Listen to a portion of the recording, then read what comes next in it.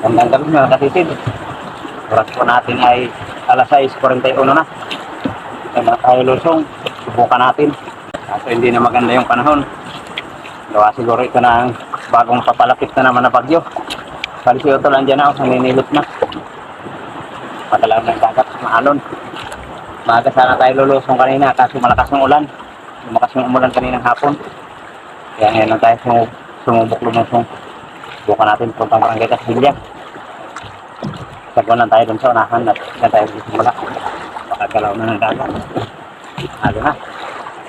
Kawawa talaga yung pinaano ng bagyo.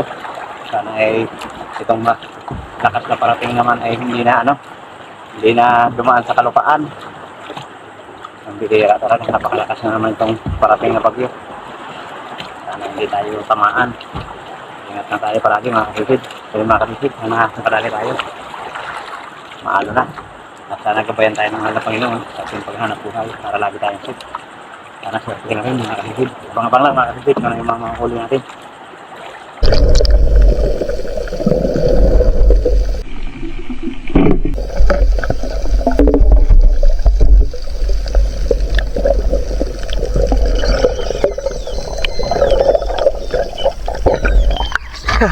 Bida ano, maliit na pusit. Bidara natin. Pwede na ito pang ulam. Makagadagan ay pagpinta.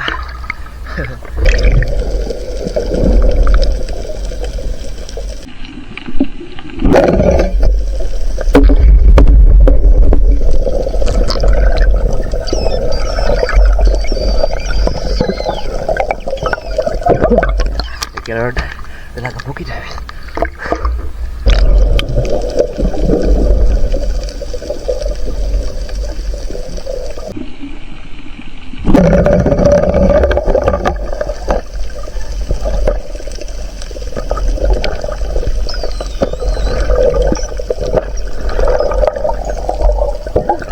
Thank you Lord. Paulam na. Nadali sumikat ng buwan. Alas 7 pa lang. Nandiyan na yung buwan. Ang bihira.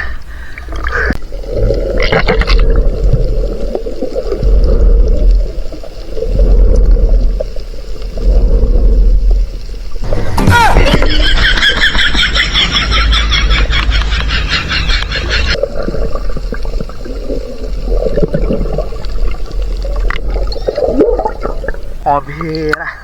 Bumangga pa sa camera. Pusit sana, malaki na.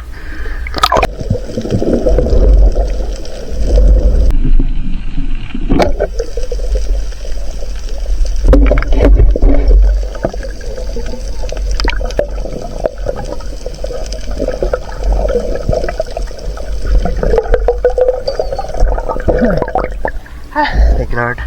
Pusit, makasisid.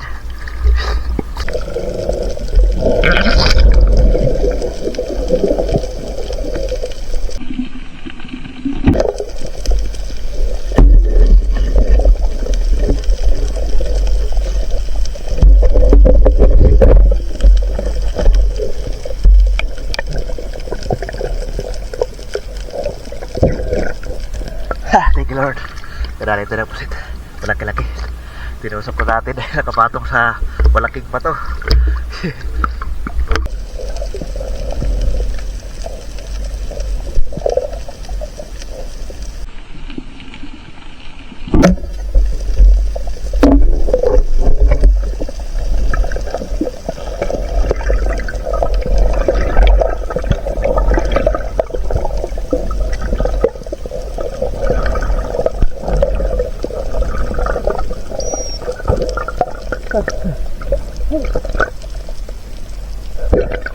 Thank you Lord. pusit. Malaki-laki. Headshot.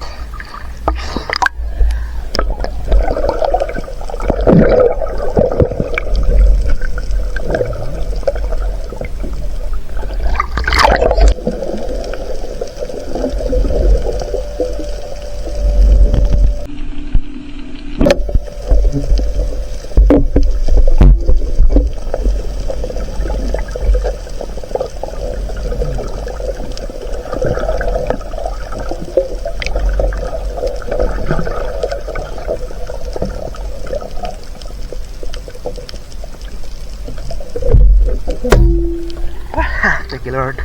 Kadagdagan pusit. Malaki-laki na. Mga pulahan na pusit. Ito yung maamo.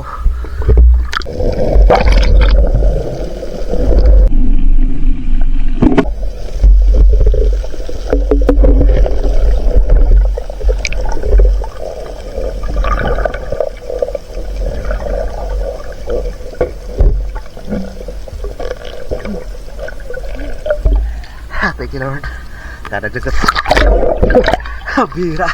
Angat pa. Baptism. Talaga napakanggawan.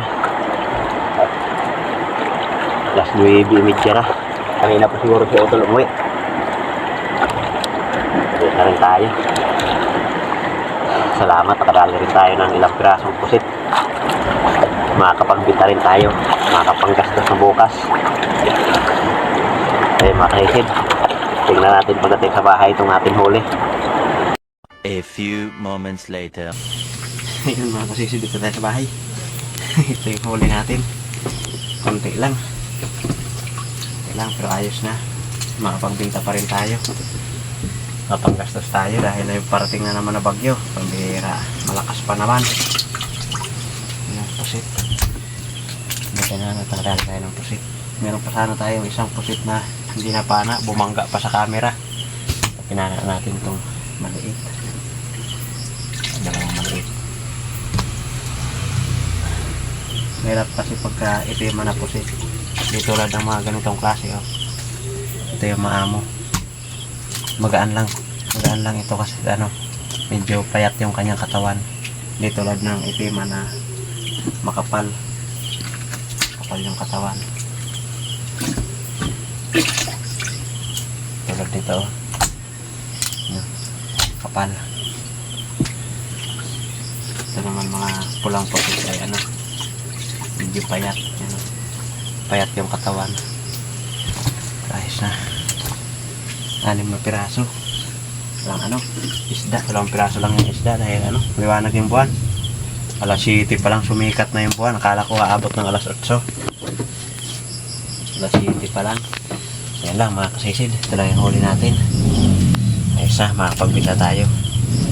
Mahal-mahal din ito mga kasisid. Ito nasa 320 ang kilo nito. Size 900 grams. Yan pira na mga kasisid. Tapos ito tatlo 900 grams. Ibahin lang natin kapag kilo dahil na to. 260 lang yung kilo nito na may mga tama sa katawan. Iulam natin yan mga kasisid. Hindi pa tayo kumain, wala kasing ulam. 1.3 ayos, 2.2 yung ating pambinta mga kasisid. 2.2 pira na yun mga kasisid. Sana hindi gaano lumakas yung bagyo dito banda sa amin. Napakalakas pa naman at napakalawak ng diameter ng bagyo. 700 grams 2.9 din yung ating huli mga kasisid. Ayos na 2.9. Ewan ko kay Otol kung ano yung kanyang nahuli. So yan, ayos na yan mga kalisid. Kaya ito paano upload na lang natin ito kahit maikli lang mga kalisid, para kahit ito paano meron tayo pang update. So yun mga kalisid, salamat sa Panginoon at maraming salamat po sa patuloy na suporta mga kalisid. Yun mga kalisid. Yun, good morning mga kalisid. Nandito na po yung atin na ipakilo sa huli natin kagabi. Si Otol konti lang din daw yung huli niya. Yan yung pusit natin na 0.9, 320 ang kilo to, 88 ang bayad, at pusit na 3 piraso na may tama sa katawan, yung maliliit, 338 yung bayad. Ayan, kumita din tayo ng 626 mga kalisid. Bali 2.2 po yung atin na pakilo na pusit. Salamat sa Panginoon, may panggastos tayo. Yan, napakadilim na ng kalangitan dito sa amin banda mga karisid. Parating na kasi ano, bagyong uwan, ang bihira. Sunod-sunod yung sama ng panahon. Kaya di tayo makapaghanap buhay ng maayos. Ano, napakadilim na ng langit. Ano yung langit oh. Walang lumalabas na araw kahit mag-alas 10 na. Sana ay hindi gaano lumakas mga karisid para nang sa ganun ay hindi tayo mahirapan. So yun mga karisid, abang-abang na lang tayo ulit sa susunod natin paninisid. Maraming salamat po sa inyong patuloy at walang sawang pagsuporta mga karisid. Yun, ingat lang po tayo palagi mga karisid, lalo na at napakalakas nitong bagyo. Yun, at yun, maraming salamat po muli mga karisid. Mabuhay po tayo lahat, and God bless. Bye bye.